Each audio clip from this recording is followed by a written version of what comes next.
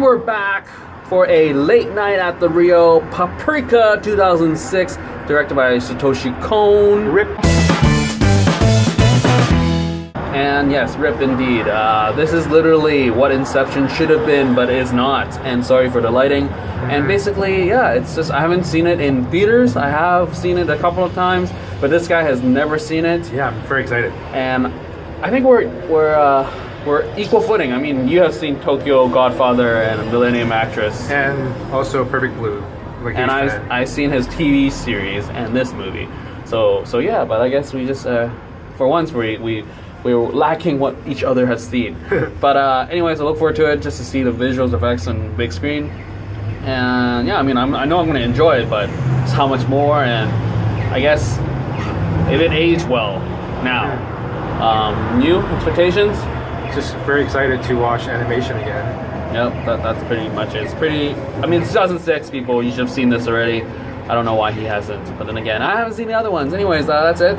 This is the before, and this is after. Okay, full disclaimer, I sort of like was in and out, because 11:30 is too late for a movie after a full day of work and leading kids at bowling. Anyways, but yeah, I'll just go first because I have less things to say.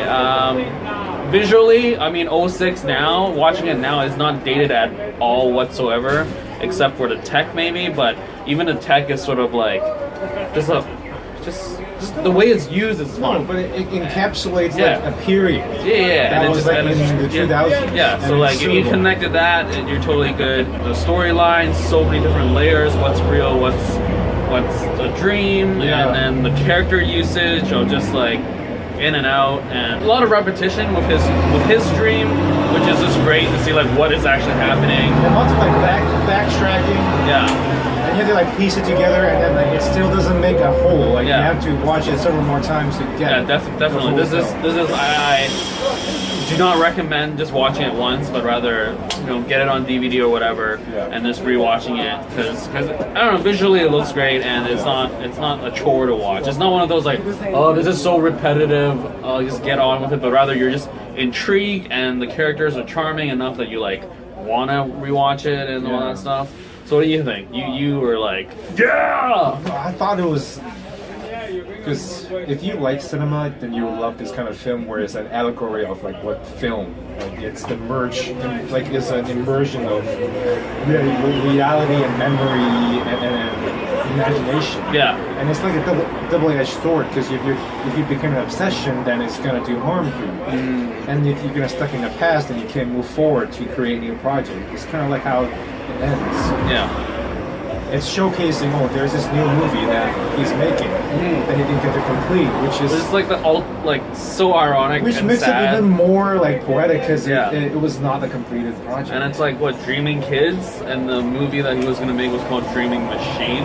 Yeah. Like crazy. I love that Easter egg at the end where it shows like his other films playing. And I just love the editing of just like the scene transitions, like just the imagination behind it to even think of like just like the crazy. You can complain that it's not used narratively, but the way that he even thought of like when she's at the hamburger place and it's she's definitely getting more hit on. experimental. Yeah, and it's not like a actual needed type of transition, but rather like, hey, look what I can do. But it's like so mind-boggling different. Like when she goes behind the guy and she's in his shirt, and then she jumps out of his shirt. Like when you try if you want to look for a movie that makes sense, this is definitely not the movie to watch. Because if you want to do that, then watch Inception instead. I would say. Inception will just explain everything for you over and over and over again. Yeah, but this here, movie, it's just you have to take the leap of faith to go with it the first time, and then try to make sense of it each time you watch it later. Yeah, definitely.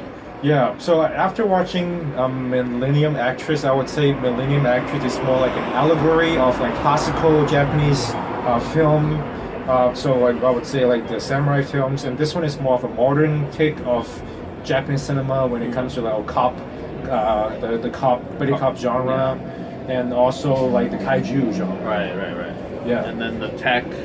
Yeah. And this like techno whatever. Yeah. Like the world of technology. So in a way, it's like a spiritual successor of Millennium Actress. In a way, yeah. Cool. So yeah, overall, I mean, Crazy. it was crazy. It's a crazy movie. It is a crazy movie. It just sticks with you too because it's so different. Yeah. And it's like and it's also, I love how they use Paprika and Achan, like there's different personalities. Yeah, and yet they're the same person.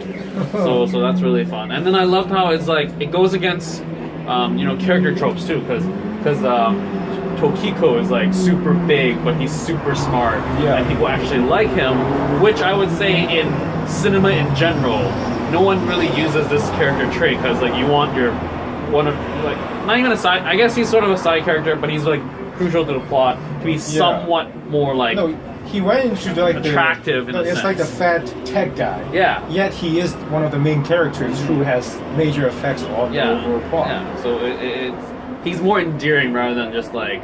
Yeah. Well, he's just a fat, smart guy in the background. Like he's just a nerd. But rather, they give him such like compassion of like to his art form, and then like his relationship with like Achan, and it's just like he doesn't know what to do with him. It wheels you in with like a conventional trope, yet after you wheels you in, it breaks all the rules. Right, definitely.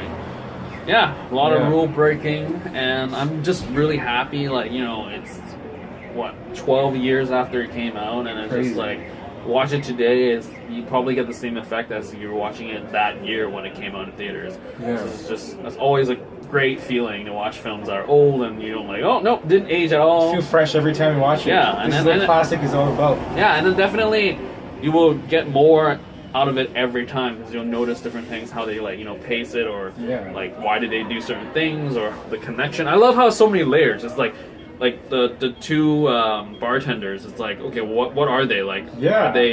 What is this? Yeah. And right now, especially in these like VR world that we're in right now, it adds in a new layer to the movie. And it's like this meta too. It's nothing to do with when Satoshi Kon made it in 06, but we're putting our own sort of new narrative. Like, oh, what if? Yeah. So pure magic of cinema. Yep. Definitely recommend it if you have never seen it. Check it out. And check out the trailers if you're just still oh, what's this about? The trailers won't spoil anything. It'll just be intriguing, and just the edits just create some transition. Just every time I think about the transition, it's just no one. I don't know. It's just not just oh, someone climbs into a painting. It reminded me of Harry Potter because the painting moves and you can interact with them. But rather, it's just the craziness of let's put this in the movie. Just cause we can, and let's just do this. So that's awesome. So definitely, I don't know, maybe we'll sit down and do another review where it's more in depth when I'm more we should awake. Definitely do a Satoshi Kon series. Oh yeah, that is because every move of his movies intertwined. Right.